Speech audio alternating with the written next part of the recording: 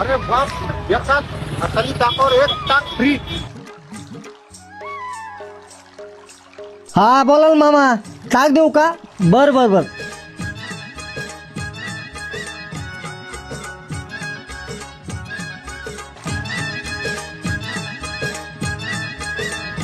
हा